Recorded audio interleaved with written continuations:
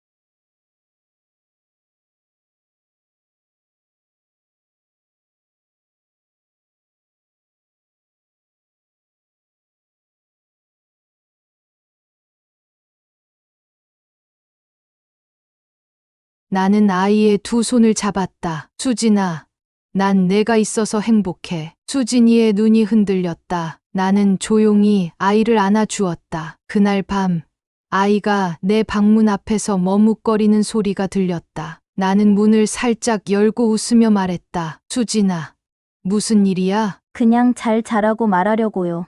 나는 아이를 바라보며 손을 내밀었다. 같이 자고 싶어? 아이의 눈이 흔들리더니 결국 조용히 고개를 끄덕였다. 나는 아이의 손을 잡고 침대에 눕혔다. 그리고 조용히 등을 토닥였다. 괜찮아. 엄마가 지켜줄게. 그날 밤 수진이는 나에게 처음으로 안심한 얼굴로 잠들었다. 그러나 모든 것이 끝난 것은 아니었다. 친부모의 공격은 계속될 것이었다. 나는 더욱 강하게 결심했다. 어떤 일이 있어도 이 아이를 지킬 거라고. 며칠 동안 가슴이 철렁 내려앉는 순간이 반복됐다. 어디선가 벨이 울리거나 전화가 오면 혹시나 하는 생각이 먼저 들었다. 수진이의 친부모가 다시 찾아오지는 않을까?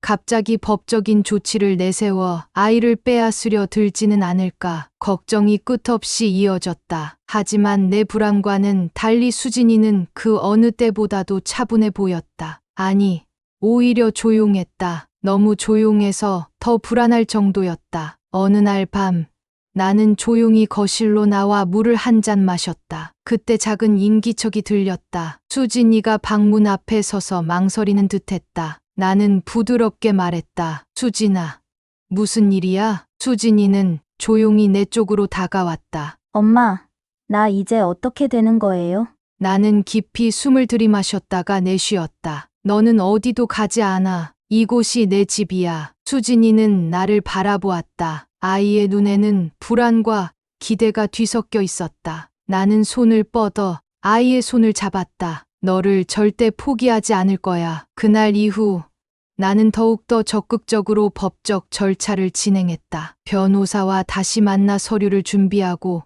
수진이가 원하는 대로 살 수 있도록 모든 방법을 찾았다. 그러는 동안 친부모 측에서도 움직임이 있었다. 변호사를 선임했고 수진이를 데려가겠다는 의사를 분명히 했다. 그러던 어느 날 나는 법원에서 연락을 받았다. 친부모가 수진이를 정식으로 데려가기 위한 조치를 취했다는 것이었다. 나는 손에 들고 있던 종이를 꽉 쥐었다. 두려웠지만 물러서지 않을 생각이었다. 며칠 후 법원에서 수진이와 함께 신문을 받게 되었다. 나는 단정한 옷차림으로 아이와 함께 법원으로 향했다. 긴 복도를 따라 걸으며 수진이의 손을 꼭 잡았다. 아이는 긴장한 듯 손을 꽉 쥐고 있었다. 법정에 들어서자 수진이의 친부모가 자리에 앉아 있었다. 그들의 변호사가 먼저 입을 열었다. 수진 양은 원래부터 이 부모님과 함께 살아야 합니다. 그러나 현재 이 여성은 어떠한 법적 절차 없이 아이를 데려가 키우고 있습니다. 명백한 불법입니다. 나는 속이 부글부글 끓었지만 차분함을 유지하려 했었다. 내 변호사가 차분히 반박했다. 수진 양이 이 집에서 자란 시간과 애정을 고려해야 합니다. 또한 친부모 측이 지난 몇 년간 아이에게 어떤 역할을 했는지 검토해야 합니다. 판사는 수진이를 바라보며 조용히 말했다. 수진 양, 내가 원하는 것이 무엇인지 말해줄 수 있겠니? 나는 긴장된 마음으로 아이를 바라보았다. 수진이는 입술을 깨물고 있었다. 그러다 천천히 입을 열었다. 저는 여기 있고 싶어요. 그 한마디가 법정에 울려 퍼졌다. 친부모는 당황한 듯 서로를 바라보았다. 변호사는 계속해서 법적인 논리를 펼쳤지만 판사는 다시 한번 물었다. 너의 진심이니? 수진이는 주먹을 꽉 쥐고 고개를 끄덕였다. 네, 저는 제 엄마랑 함께 있고 싶어요. 저를 버렸던 사람들이 이제 와서 데려가려고 하는 게 싫어요. 저를 키워준 건 엄마예요. 그 순간 나는 참았던 눈물을 삼켰다. 법정은 잠시 정적이 흘렀다. 그리고 판사가 조용히 결정을 내렸다. 아이의 의사를 존중해 당분간 현재 보호자의 양육을 유지하는 것이 적절하다고 판단됩니다. 결과가 나오자 친부모 측은 납득하지 못한 듯 자리에서 일어났다. 이건 말도 안 됩니다. 우리 아이인데. 나는 가만히 일어서서 그들을 똑바로 바라보았다. 여러분에게 아이일지는 몰라도 저에게는 제 딸입니다. 그들은 분하고 억울한 얼굴로 법정을 나섰다. 나는 깊이 숨을 내쉬었다. 그리고 수진이를 바라보았다. 아이는 여전히 긴장한 듯 내 손을 꼭 붙잡고 있었다. 나는 조용히 미소 지으며 말했다. 우리 집에 가자. 법원을 나오는 순간 따뜻한 햇살이 우리를 비추었다. 수진이는 나를 바라보며 조용히 말했다. 엄마, 이제 정말 괜찮을까요? 나는 아이의 머리를 쓰다듬으며 대답했다. 괜찮아. 아무도 널 데려가지 못해. 그날 이후 우리는 더욱더 가족이 되어갔다. 수진이는 조금씩 마음의 문을 열었고 나도 더 이상 두려워하지 않게 되었다. 시간이 흘러 어느 날 수진이가 작은 편지를 내밀었다. 엄마, 이거 봐요. 나는 편지를 펼쳐 읽었다. 엄마, 저를 키워주셔서 감사합니다. 저는 이제 엄마가 제 진짜 가족이라고 믿어요.